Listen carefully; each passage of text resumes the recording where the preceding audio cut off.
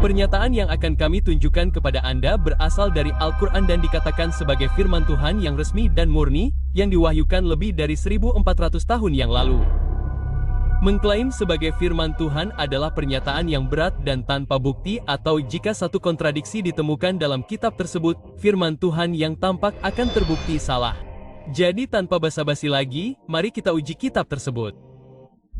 Dalam bab ke-23 yang berjudul Orang-orang Beriman dari ayat ke-12 hingga ke-14, Tuhan dikatakan memberikan gambaran terperinci tentang bagaimana manusia dibentuk.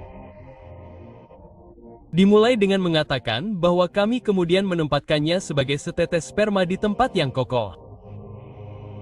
Kemudian tetesan itu kami jadikan, kami akan menerjemahkan kata ini segera. Dan kemudian kami ubah menjadi gumpalan. Kemudian gumpalan itu kami jadikan tulang belulang, dan kemudian tulang belulang itu kami bungkus dengan daging. Kemudian kami tumbuhkan dan menjadi manusia dan mencapai bentuk manusia yang definitif. Di abad ke-21, kita sekarang dapat dengan aman mengatakan bahwa ayat ini dengan jelas menggambarkan proses perkembangan manusia dalam urutan kronologis yang benar. Akan tetapi, yang harus kita perhatikan secara khusus adalah tahap kedua yang mengacu pada perkembangan embrio. Kata khusus yang digunakan untuk menggambarkan embrio dalam ayat ini adalah kata. Kata tersebut jika diterjemahkan ke dalam bahasa Inggris dapat berarti tiga hal yang berbeda. Pertama, gumpalan darah atau digantung, yaitu tergantung atau menempel pada sesuatu, atau ketiga dan terakhir lintah. Sekarang ketiga definisi tersebut tidak mendekati apa yang kita anggap sebagai embrio manusia. Jadi mengapa kata-kata ini digunakan dan apa signifikansinya dengan embrio manusia? Dapatkah embrio digambarkan sebagai gumpalan darah? Nah, bagaimana menurut Anda? Pada minggu ketiga perkembangan embrio, jantung berbentuk tabung bergabung dengan pembuluh darah untuk membentuk sistem kardiovaskular primordial. Dan pada akhir minggu ketiga, darah bersirkulasi dan jantung mulai berdetak. Pada hari ke-21, hal pertama yang terlintas dalam pikiran tentang digantung atau digantung adalah tali pusar.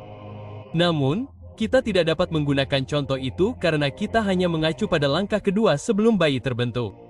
Namun, kini kita tahu bahwa tali pusat terbentuk dari tangkai penghubung. Dan tangkai penghubung terbentuk segera setelah embrio terbentuk.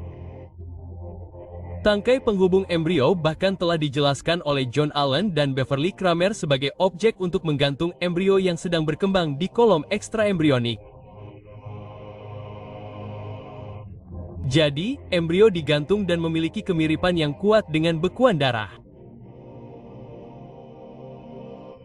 Apa hubungannya embrio dengan lintah?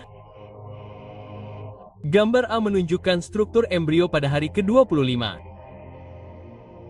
Gambar B menunjukkan lintah. Sekarang, harap perhatikan sekali lagi bahwa embrio pada tahap ini tidak lebih besar dari ukuran sebutir gandum. Ini adalah sinar X embrio pada hari ke-22. Ini adalah struktur internal lintah. Ini hal yang mencengangkan, tetapi Anda belum melihat apapun. Ini adalah kepala embrio pada hari ke-22. Detail yang Anda lihat saat ini sama sekali tidak mungkin dilihat dengan mata manusia dan hanya dapat dilihat dengan mikroskop. Ini adalah bagian belakang lintah.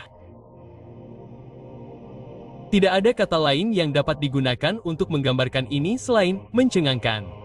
Gambar-gambar yang telah kami tunjukkan kepada Anda tidak mungkin dilihat dengan mata manusia atau bahkan diprediksi oleh pikiran manusia. Sekali lagi, ayat-ayat yang telah kami tunjukkan kepada Anda diturunkan lebih dari 1400 tahun yang lalu kepada seorang pria yang tidak dapat membaca atau menulis. Apakah ini firman Tuhan? Deskripsi embrio manusia dalam Al-Quran tidak dapat didasarkan pada pengetahuan ilmiah pada abad ke-7. Satu-satunya kesimpulan yang masuk akal adalah bahwa deskripsi ini diwahyukan kepada Muhammad dari Tuhan,